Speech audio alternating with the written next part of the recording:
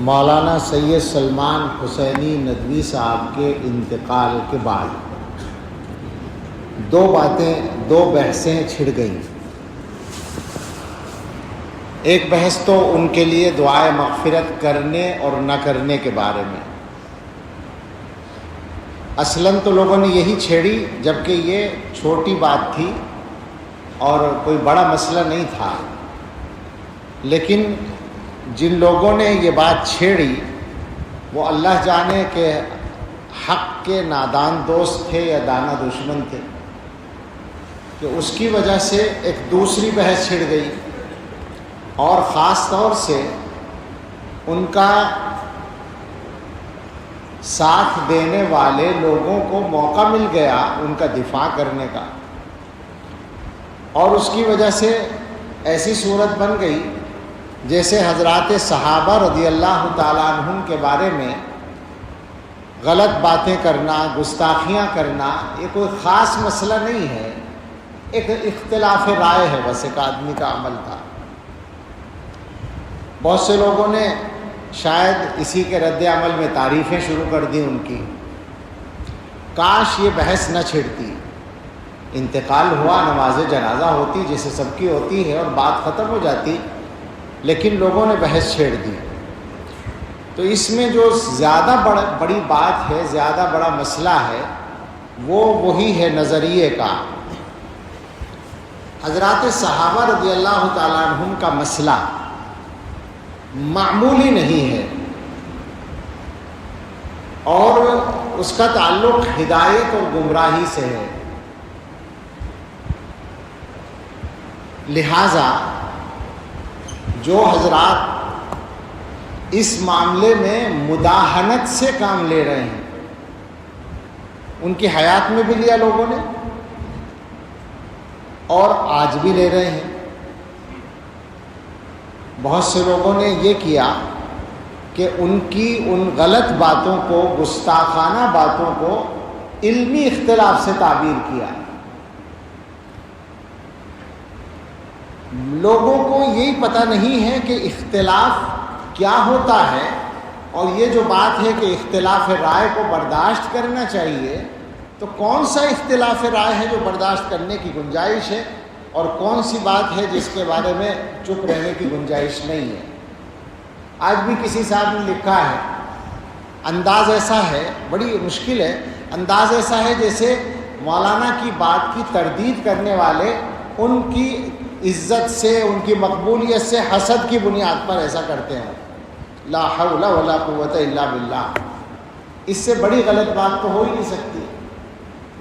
عزت تو ان کی اس وقت تھی جب وہ صحابہ کے بارے میں گستاخی نہیں کرتے تھے، کیا اس وقت کوئی حسد کیا گیا ان کے ساتھ؟ سوال یہ ہے، جب انہوں نے یہ غلطی شروع کی تو غلطی کو غلطی کہا گیا، اس کا تعلق حسد سے نہیں ہے، اور یہ وہ اختلاف نہیں ہے کہ صاحب علمی اختلاف میں ایک دوسرے کی رائے کو برداشت کرنا چاہیے۔ یہ تو امت کے اندر گمراہی کا راستہ کھولنے والی بات ہے، اور میں بہت ہی تکلیف کے ساتھ یہ بات کہوں گا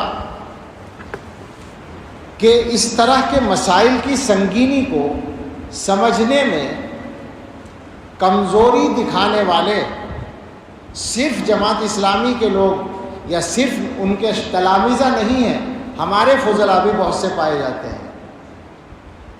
میری سمجھ میں نہیں آتا کہ ایسا کیوں ہے۔ جو لوگ دین کی سمجھ گہرائی کے ساتھ رکھتے ہیں ان کو یہ بات معلوم ہے کہ امت میں کون سے مسائل ایسے ہیں جو بالکل علامت کا درجہ رکھتے ہیں۔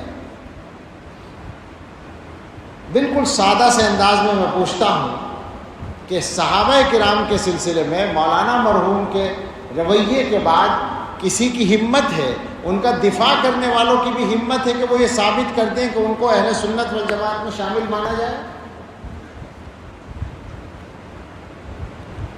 تو صحابہ کے مسئلے کو اس موقع سے ہلکا بنانے کی کوشش نہ کی جائے۔ ظاہر انتقال کے بعد ایک ہمدردی ہوتی ہے، ہمیں بھی ہے، لیکن ہم جو دیکھ رہے ہیں کہ اس موقع کا غلط استعمال کیا جا رہا ہے۔ بہت سے لوگ تعریفوں کے مضامین لکھ رہے ہیں، تعریفیں کسی آدمی کی بے شک کی جا سکتی ہیں. ذاتی طور پر اس واقعے سے پہلے، صحابہ کی گستاخی سے پہلے، ان کے کمالات کو مانا جاتا تھا. اللہ تعالیٰ نے ان کو بہت صلاحیتیں دی تھیں، جیسے بہت سے لوگوں کو دیتے ہیں ان کو بھی دی تھی. کچھ ممتاز صلاحیتیں تھیں. عربی زبان پر جو ان کی قدرت تھی وہ نہایت، خاص طور سے بولنے پر وہ نہایت شاندار تھی. اس کی مثال ملنا مشکل ہے ہمارے ملک میں، بے شک تھی. لیکن اس کا یہ مطلب نہیں ہوتا کہ کسی کے کمالات کی بنیاد پر اس کی ہر غلط بات کو بھی غلط نہ کہا جائے، صحیح مان لیا جائے. یہ نہیں ہو سکتا. تو تعریفیں اپنی جگہ تھیں، لیکن اس واقعے کے بعد تو بات کرتے ہوئے تکلف ہونا چاہیے تھا لوگوں کو. آج جو ہے اگر کچھ لوگوں نے یہ کہہ دیا کہ صاحب ان کے لیے دعائے مغفرت نہ کرو، میں نہیں کہہ رہا ہوں، میں یہ اس موضوع پر آخر میں بات کروں گا. کچھ لوگوں نے کہہ دیا تو اس پر ایسا ہنگامہ مچا اور اس پر دلیلیں دی جانے لگی. لا تسبوا الاموات اذکروا محاسن موتاکم وکفوا عن مساویہم. میں ایسے لوگوں سے ایک درخواست کروں اگر تو برا نہ مانیں. جو بات آپ مولانا کے لیے ثابت کرنا چاہتے ہیں، جس دلیل کو پیش کر رہے ہیں کہ اموات کو برا نہ کہو اور محاسن موتا کا ذکر کرو، مساوی کا ذکر نہ کرو، تو کیا بیچارے حضرات صحابہ رضی اللہ عنہم اس درجے میں بھی نہیں آتے تھے؟ کیا وہ اموات اور موتا میں نہیں تھے؟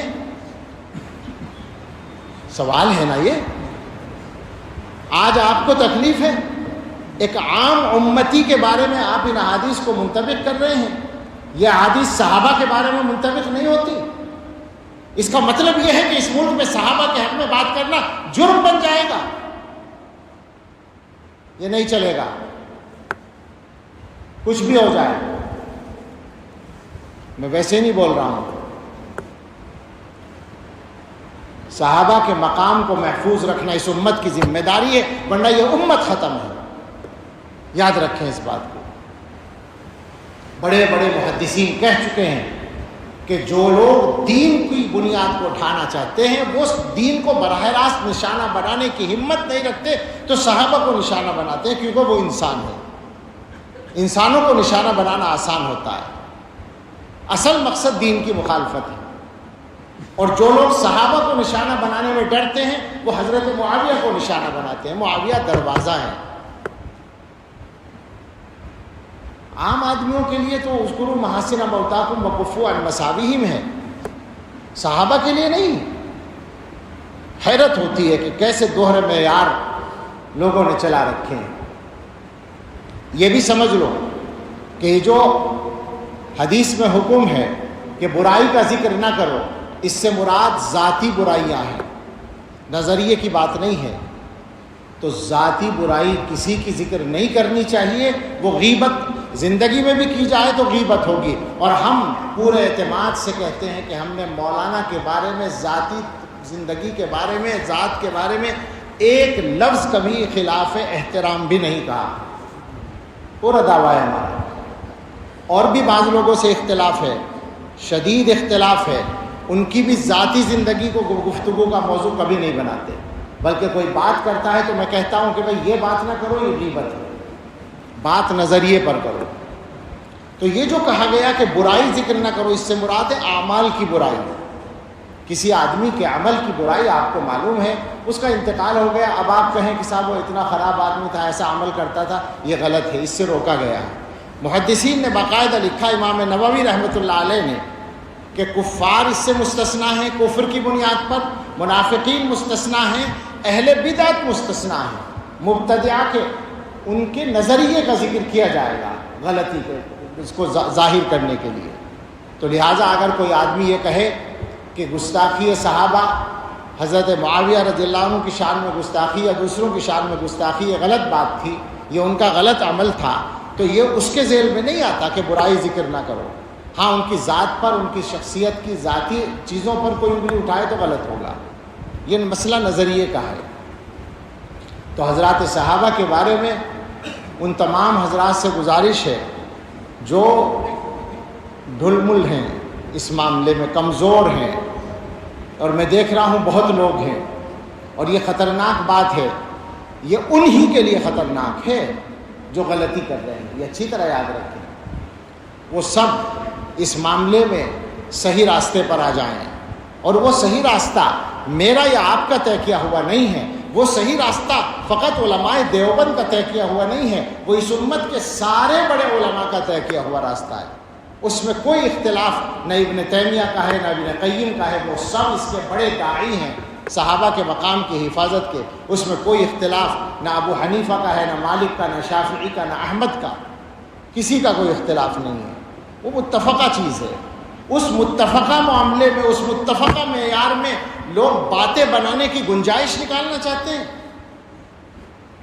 اپنے آپ کو زیادہ بڑا سمجھتے ہیں، صحابہ کے بارے میں بات کرنے کی ہمت کرتے ہیں، اور موقع ڈھونڈتے ہیں، موقع تلاش کرتے ہیں۔ ایسے لوگوں کو توبہ کرنی چاہیے۔ بہت لمبی بات نہیں کرنا چاہتا، صحابہ کے موضوع پر تو بہت ساری تفصیلات ہیں، دلائل ہیں، میں بس اس بات پر آتا ہوں کہ ان کے لیے دعائے مغفرت کی جائے نہ کی جائے، تو بالکل صفائی سے بات ہے کہ ان کی تمام تر غلطیوں کے باوجود اور اہل سنت والجماعت کے نظریے سے انحراف کے باوجود اور گمراہانہ باتوں کے باوجود ان کی تکفیر نہیں کی گئی ہے۔ کسی دارالافتاء نے ان پر کفر کا فتویٰ نہیں لگایا، لہٰذا وہ کافر نہیں تھے۔ جب کافر نہیں تھے تو مسلمان تھے، اور جب مسلمان تھے تو مسلمان کے لیے دعائے مغفرت کی جا سکتی ہے۔ یہ بالکل اصولی بات ہے، اس میں ہمیں کوئی تعمل اور تکلف نہیں ہے۔ البتہ ایک بات ہمارے بعض بزرگوں نے کہی ہے کہ زندگی کے اخیر کے چند مہینوں میں وہ ان اختلافی مسائل پر بولنے میں احتیاط کر رہے تھے۔ اللہ کرے ایسا ہو کہ انہوں نے وفات سے پہلے ان چیزوں سے توبہ کر لی ہو۔ رجوع کا لفظ بولنا غلط ہے، توبہ کرنے کا مسئلہ ہے کہ توبہ کر لی ہو ان چیزوں سے، اللہ کرے ایسا ہو، تو ظاہر ہے ان کے حق میں بہت خیر ہوگا۔ مگر اس کے ساتھ یہ ضروری ہوگا کہ ان کے جو اخلاف ہیں، بے تکلف ان سے اپیل ہے، گزارش ہے، نہ یہ ہماری انا کا مسئلہ ہے یا نہ یہ ان کی انا کا مسئلہ ہے، ان کے اخلاف سے درخواست ہے کہ مولانا کی جو تحریرات اور تقریرات، جو تحریریں اور تقریریں، جو تصنیفات اس موضوع پر ہیں اور جو ان کے خطابات ریکارڈ ہیں، ان چیزوں کو آگے چلانے سے احتیاط کریں، ان کو بالکل روک دیں۔ اس کا ایک فائدہ تو یہ ہوگا کہ مولانا نے اگر اپنے معاملات کو ٹھیک کر لیا تھا تو آخرت میں ان کو بہت فائدہ اس کا مل جائے گا، اور ان کے حق میں ایک غلطی کا گناہ جاری رہنے سے وہ بچ جائیں گے۔ دوسرا فائدہ یہ ہوگا کہ خود اخلاف ان کے اس غلطی سے بچ جائیں گے۔ یہ بالکل ہم دردمندانہ اپیل کرتے ہیں کہ اس معاملے کو اب یہاں ختم کریں، اور مولانا سے جو غلطی ہوئی ہے اللہ ان کو معاف کریں، ہم دعا کرتے ہیں، اور اس کی معافی کے لیے سب سے معاون ہوگی یہ بات کہ ان غلطیوں کو آگے جاری نہ رکھا جائے۔ اللہ تعالی ہم سب کو صراط مستقیم پر استقامت عطا فرمائے، اور ہم سب کو حسن خاتمہ نصیب فرمائے۔ یہ مسئلہ سچی بات یہ ہے کہ لوگوں کے ایمان کا مسئلہ ہوتا ہے اور نظریے کا، بنیادی عقیدے کا مسئلہ ہوتا ہے، اس لیے مجبوراً اس پر گفتگو کی ہے۔ کسی کے انتقال پر اس طرح کی بات نہیں کی جاتی، لیکن چونکہ لوگوں نے بحث چھیڑی، اور میں نے شروع میں کہا کہ جن لوگوں نے یہ بحث چھیڑی پتہ نہیں وہ نادان دوست تھے یا دانا دشمن تھے، ایسی بحثیں ایسے موقعوں پر چھیڑنی نہیں چاہیے جس کی وجہ سے لوگوں کو غلط باتوں کے پھیلانے کا بھی موقع مل جاتا ہے۔ اللہ تعالی ہم سب کو صحیح توفیق عطا فرمائے، آمین، وآخر دعوانا ان الحمد